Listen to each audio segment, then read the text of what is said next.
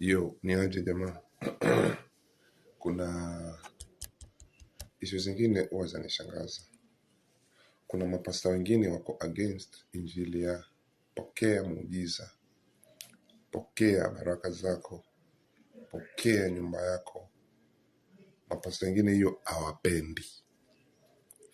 Yaani hao mapasta wako vizuri kabisa na Mungu, wamejazwa Roho Mtakatifu, wako na matunda yote ya Roho Mtakatifu.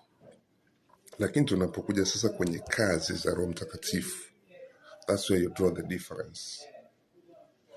Hawataki kusikia stori za muujiza, hawataki kusikia stori za unabii, hawataki kusikia mambo na ndoto. Yaani wao anything about connection with God personal wao hawataki. Wao wanaamini Mungu yuko, Yesu ni mwanawe, Roho Mtakatifu wako naye, matunda Roho Mtakatifu wako nayo, kukuwekea mkono atakuwekea wakuombee. Lakini the moment tunasema nimesikia sauti ya Mungu, nimeota miujiza, hapo hawaamini.